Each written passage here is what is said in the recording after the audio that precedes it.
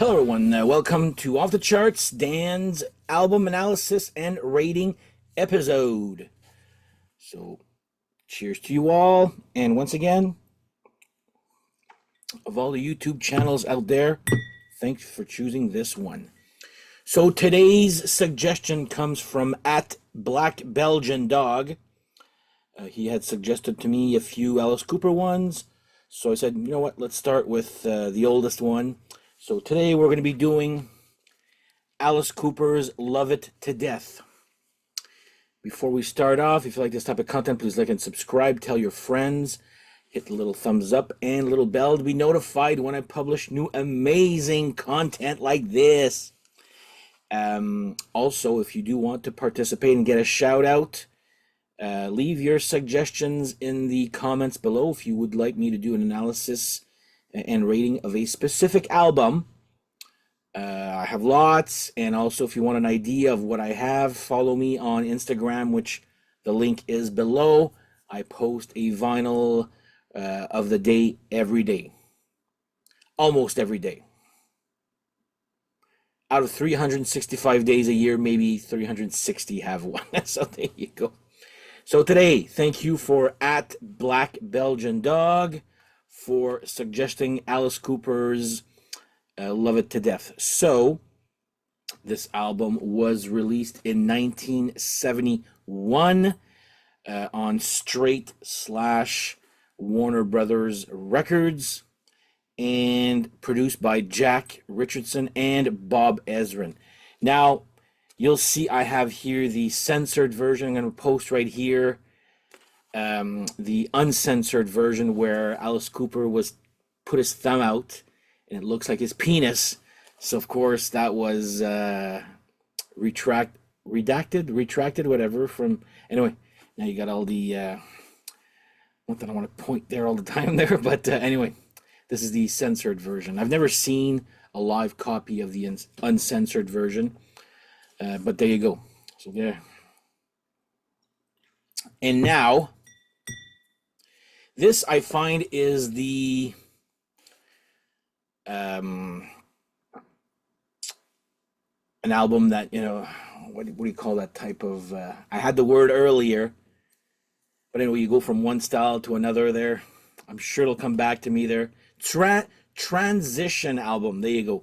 So you got a little bit of the weird stuff from the first two albums, a little bit, and now more going into the songs and still being weird, but having a few little radio hits at the same time.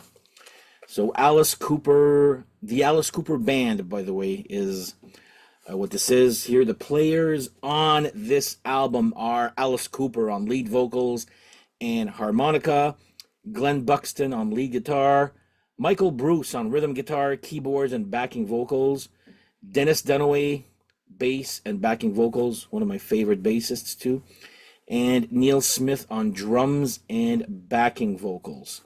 So this was the transition of going from weird to commercial success, but still being weird at times. Here, we'll get into that there. So this is the album. This is the inside. And the back. So this part so this came out in March 71, but the single for I'm 18 came out November 1970.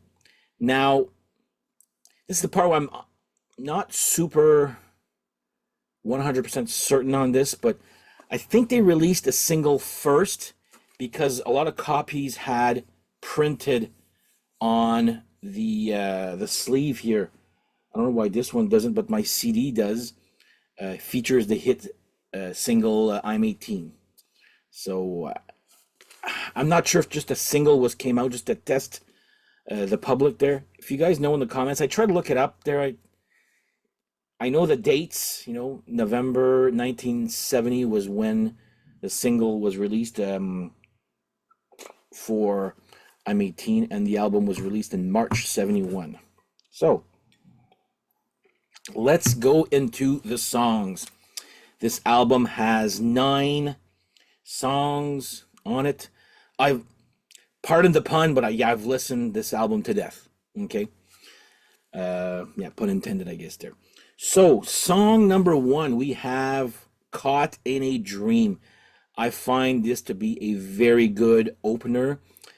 Um, 9 out of 10 for me. I like that song. It's a good opening track there. The next one is what might surprise people. I'm 18. So it's a great song. Okay. It's a great song that I am sick and tired of hearing. If I never heard this song ever again, I'll be okay. So just for that reason, I'm going to put an 8 out of 10 for I'm 18. It's a good song, but man, I just can't listen to that anymore. It's one of those songs that he's got two or three that are I'm like I've again part of the part I've listened to death, loved to death, I guess. Yeah, I'm 18. I just can't anymore. But still, a good song's a good song. So I'm gonna give that one an 8 out of 10. Next up, we have Long Way to Go. I kind of compare Caught in a Dream and Long Way to Go kind of together. They were like, at the time when I heard the album, they were like deep cuts, but sort of like similar style to it there. But I do prefer Long Way to Go actually a little bit more than I do Caught in a Dream. So I'm going to give that one a 9 out of 10. Now, Black Juju. I forget how long this song is. I have it on the, yeah, 9 minutes and 9 seconds long. So that's what I meant by you still have a little bit of hint of weirdness. Black Juju definitely falls under that. It's got some catchiness to it, but it's a weird song for this album here. Now, fun fact, probably only local Ottawa people will know, but there was a band called Black Juju. Apparently, this was based on this song. Correct me if I'm wrong, Darren. So anyway, Black Juju for me gets a 7 out of 10. And side story, at one time we had an art class in high school, and I was big time into Alice Cooper, and the teacher asked us, bring some mellow music so we can. I forget why there was some sort of like, a Zen moment in the art class, and would be listening to some songs and whatever. And then, as a joke to my friend, I said, I'm going to bring Black Juju, because it starts off with the, and then in the middle there's like, bodies need their rest, and then I was like, that would be perfect, but the whole song not necessarily perfect for a Zen moment.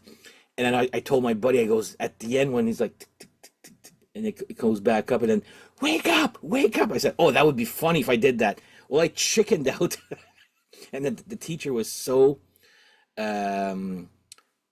not upset, but like sad. Was like, oh, you didn't bring your song, and I was like, no, I don't think you would want it there. But anyway, that was my little anyway, fun song. 7 out of 10 for me. Um, I like it. I don't love it. That's probably why 7 out of 10 here. Next up, Is It My Body? I like this song, but everybody seems to love this song. I don't mind it. It's a good song. But for me, it's only like an 8 out of 10, but it's like covered to death. Maybe that's why, I don't know there. It's a good one. But yeah, Is It My Body for me gets an 8 out of 10. Next up probably comes the most forgotten song of the album, which is Hallowed Be My Name. Not thy name, but my name, which is a good song. And apparently I did a trivia night regarding Alice Cooper on the Contrarians, and apparently this is the only song that's never been played live from this album. More on that later, because there's another song I was like, really? They played that song live? But anyway. So anyway, Hallowed Be My Name, probably my least favorite of the album, but I'm still going to give it a good 7 out of 10. Still good. I wouldn't say great, but it's very good still. Then comes, for me, the greatest part of the album. And some people may agree, some people may not. Whatever there, it's to each their own opinion. But Second Coming, for me, gets a 10 out of 10. Okay? Now let me explain myself. It's a short song, it's kind of an intro, but I love the mood of it. I can play the part on the piano. I used to play that for all my friends back then. Not that I don't have any more friends, I just don't play that song in front of them anymore. I'm sure I could still play it. But anyway, yeah, Second Coming, I just love. It's the next three songs are like a trilogy, okay? Three songs that kind of go together on the album there. So it starts off with Second Coming, then the piano, the ending piano part, which I was able to play, or probably still am there. I'm gonna go try after this recording this. After the ending of the piano, it goes into Ballad of Dwight Fry, which is considered by most to be one of Alice Cooper's best epic songs, and I totally agree. This will be another 10 out of 10 for me regarding Ballad of Dwight Fry. It's got theatrics. That's the one where he's in a straitjacket that he's trying to get out on stage, and it's got such, not quality-wise, it's like peaks and valleys of mood. It's like sometimes it's slow, sometimes it's heavy, sometimes it's going to be going on epic, then the epicness stops and goes, oh, it's got lots of moods here. So Ballad of Dwight Fry, 10 out of 10. I still love the song, and I'm hoping, I'm bad with lyrics there, but I saw a man that was choking there. I guess he couldn't breathe. I was like, almost reminds me of Buckaroo Banzai's the movie, the quote, wherever you are, wherever you go, there you are. That's pretty much says the same thing, right? And last one, Sunrise, which is a cover, but still part of the trilogy of those three last songs. And yeah, I'm going to put this a 10 out of 10. It's probably one of those sing-along songs. I friggin' love singing along to it. But again, when I said more on that later regarding songs never played live, they played Sunrise live. Like, every time I seen Alice Cooper live, I've never seen the Alice Cooper band, the original one there live back in the 70s. I got into Alice Cooper back like in 87, 88. Trash is when I bought everything. But yeah, it's that's been played live. I don't know. Apparently. But ends the record well, and also I'm giving that one a 10 out of 10. I don't care for that one. Probably a lot of people will, it's just a cover and all that. Friggin' catchy, ends the record well, and I love it. So, the tally for this record will end up being 8.6 out of 10. And this is not even my favorite Alice Cooper album, so do the math there, but yeah. So there you go. That is my album analysis and rating regarding Alice Cooper, Love It to Death. Thank you to @BlackBelgianDog for the suggestion. If you want your a shout out and also you want to write me a suggestion on what to do an album analysis and rating on, let me know in the comments. I write them all down. Eventually, I will get to you. So anything suggested, whether I have it or not, they're written down. Some I'll hopefully get sooner than later there, but there you go. On that note, I would like to thank you guys again for watching. Leave your comments to see what your rating is on this album.